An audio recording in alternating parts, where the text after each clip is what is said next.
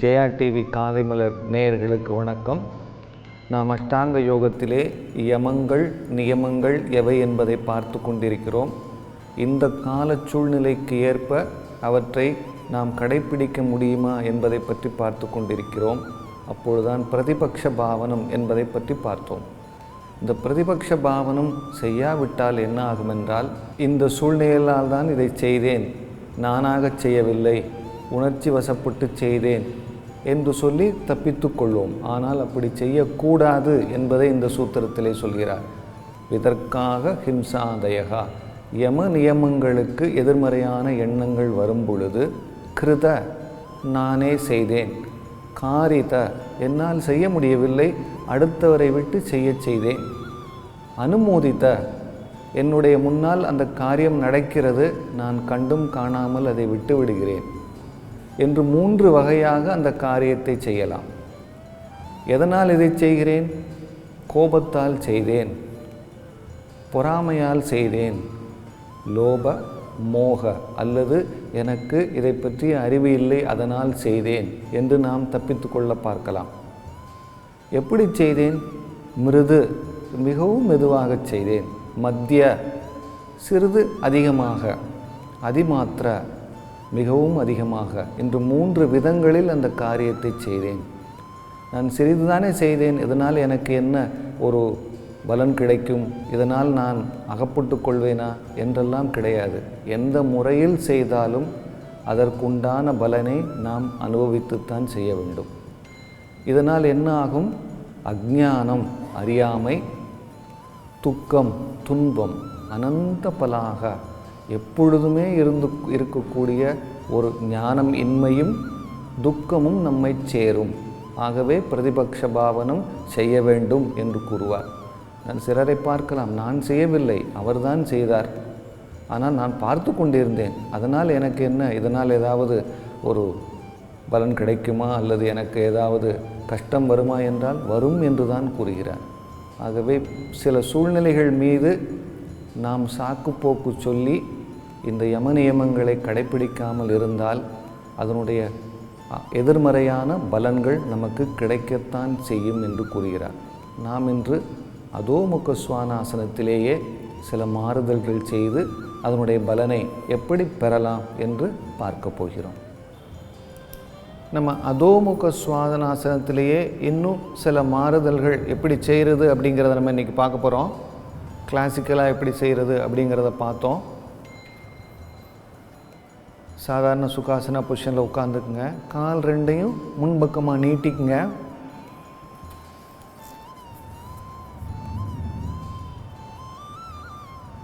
இப்போ ஒவ்வொரு காலையாக பின்பக்கமாக மடக்கி வஜ்ராசனா பொசிஷன் வந்துருங்க. குதிகாலில் உட்காந்துக்குங்க, கைகள் 2ம் தொட மேலே வச்சுங்க.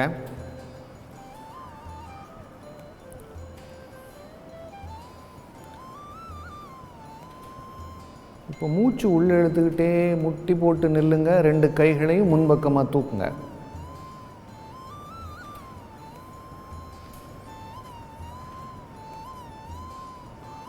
மூச்சை வெளியே விட்டுக்கிட்டே முன்பக்கமாக குனிங்க. உள்ளங்கை தரையில் இருக்கட்டும். இப்போ மூச்சு உள்ளே எடுத்துக்கிட்டே மெதுவாக உடலை முன்பக்கமாக கொண்டு போங்க. தலையை தூக்கி மேலே பாருங்கள். இப்போ மூச்சை வெளியே விட்டுக்கிட்டே பாதத்தை உள்பக்கமாக திருப்புங்க. இடுப்பை மேலே தூக்குங்க.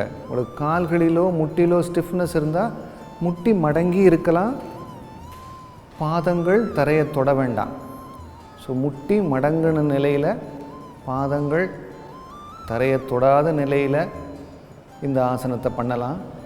ஏன்னா கிளாசிக்கலாக எல்லாராலையும் பண்ண முடியாது. கால்களை நீட்டியோ இல்லை பாதம் தரையில் பட்டோ அவங்க இந்த மாதிரி ட்ரை பண்ணலாம். இப்போ மூச்சு உள்ளே எடுத்துக்கிட்டே முட்டியை மடக்குங்க, உடலை முன்பக்கமாக தூக்குங்க, தலையை மேலே தூக்குங்க, பாதத்தை பின்பக்கமாக திருப்பிக்குங்க. மூச்சை வெளியே விட்டுக்கிட்டே தலையை மெதுவாக குனிந்து உடலை பின்பக்கமாக கொண்டு வாங்க.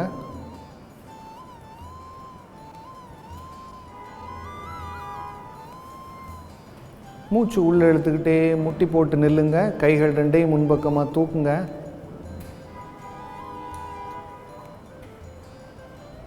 மூச்சை வெளியே விட்டுக்கிட்டே மெதுவாக வஜ்ராசனா பொசிஷனில் உட்காந்துக்குங்க. கைகள் ரெண்டையும் கொண்டு வந்து தொட மேலே வச்சுங்க. இன்னொரு முறை பார்க்கலாம். வஜ்ராசனாவில் ஸ்டார்ட் பண்ணலாம். இப்போ மூச்சு உள்ளே இழுத்துக்கிட்டே முட்டி போட்டு நில்லுங்க. கைகள் ரெண்டையும் முன்பக்கமாக கொண்டு போங்க. மூச்சை வெளியே விட்டுக்கிட்டே முன்பக்கமாக குனிங்க. உள்ளங்கை தரையில் இருக்கட்டும். உடல் குனிந்த நிலையில். இப்போ மூச்சு உள்ளே இழுத்துக்கிட்டே மெதுவாக உடலை முன்பக்கமாக கொண்டு போங்க. முதுகை ஆர்ச் பண்ணி தலையை மேலே தூக்கி பாருங்கள். இப்போ மூச்சை வெளியே விட்டுக்கிட்டே பாதத்தை உள்பக்கமாக திருப்பி இடுப்பை மேலே தூக்குங்க. கால்கள் லேசாக முட்டி மடங்க நிலையில் இருக்கட்டும். இப்போ பாதம் தரையில் படலை, முட்டி மடங்கின நிலையில். இது கொஞ்சம் சுலபமாக இந்த ஆசனத்தை பண்ணுறதுக்கான வழி. இப்போ மூச்சு உள்ளே இழுத்துக்கிட்டே முட்டி போட்டு உடலை முன்பக்கமாக கொண்டு போங்க. தலையை மேலே தூக்கி பாதங்களை வெளிப்பக்கமாக திருப்புங்க. மூச்சை வெளியே விட்டுக்கிட்டே தலையை குனிந்து உடலை பின்பக்கமாக கொண்டு வாங்க. மூச்சு உள்ளே இழுத்துக்கிட்டே மெதுவாக முட்டி போட்டு நில்லுங்க. கைகள் ரெண்டையும் மேலே தூக்குங்க. மூச்சை வெளியே விட்டுக்கிட்டே மெதுவாக வஜ்ராசனா பொசிஷன் வந்துடுங்க. கைகளை கீழே கொண்டு வந்துடுங்க. சில பேருக்கு முட்டியெல்லாம் நல்லாயிருக்கும், கால் கூட தரையில் பதியும். ஆனால் இடுப்பில் ஏதாவது ஸ்டிஃப்னஸ் இருந்தால் 2 கால்களையும் சேர்த்து வச்சு பண்ண முடியாது. அவங்க என்ன பண்ணலான்னா, கால்களை கொஞ்சம் அகட்டி வச்சா இந்த ஆசனம் பண்ணுறது கொஞ்சம் சுலபம். ஸோ இப்போ வஜ்ராசனா பொசிஷனில் இருக்கும்போதே கொஞ்சம் கால்களை அகட்டி வச்சுக்கோங்க. உங்களால் எவ்வளோ முடியுமோ அவ்வளோ தூரம் அகட்டி வச்சுக்கோங்க. இப்போ மூச்சு உள்ளே எடுத்துக்கிட்டே மெதுவாக முட்டி போட்டு நில்லுங்க. கைகளை மேலே கொண்டு போங்க. மூச்சை வெளியே விட்டுக்கிட்டே மெதுவாக முன்பக்கமாக குனிங்க. உள்ளங்கை தரையில்.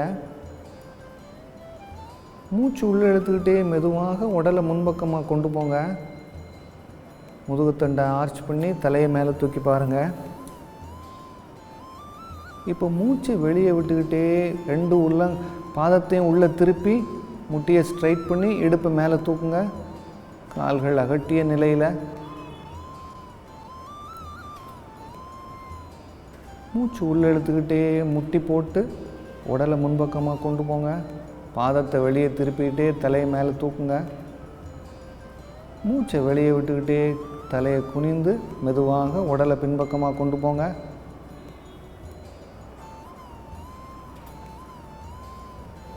மூச்சு உள்ளே இழுத்துக்கிட்டே 2 கைகளையும் மேலே தூக்கிட்டே முட்டி போட்டு நில்லுங்க.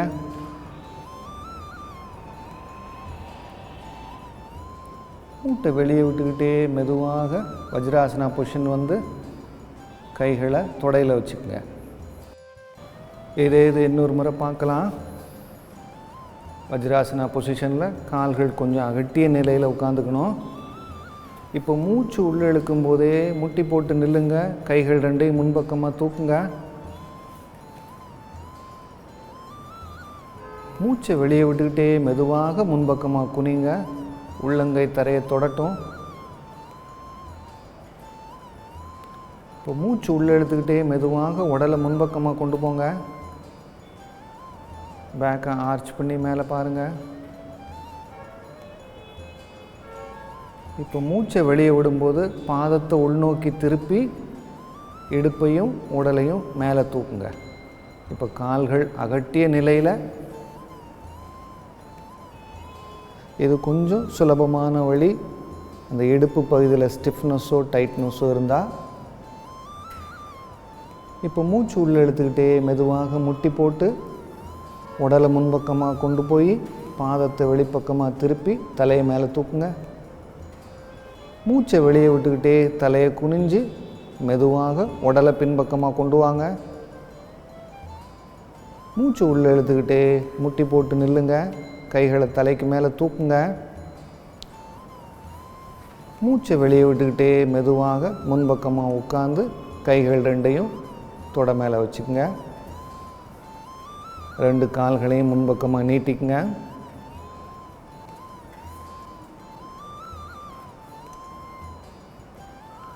கால்கள் 2ஐயும் மடக்கி சுகாசனா பொசிஷன் வந்துடுங்க. நம்ம இன்றைக்கி அதோமுக சுவானாசனத்தை பண்ண முடியாதவர்கள் எப்படி கொஞ்சம் எளிமையான முறையில் பண்ணுறது, அதை காலை மடக்கி காலை அகட்டி எப்படி பண்ணுறது அப்படிங்கிறத பார்த்தோம்.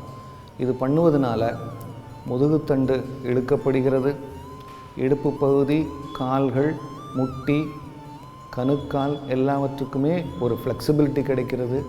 தோள்பட்டை, கழுத்து, கைகள் எல்லாவற்றுக்குமே ஒரு வலு சேர்க்கப்படுகிறது.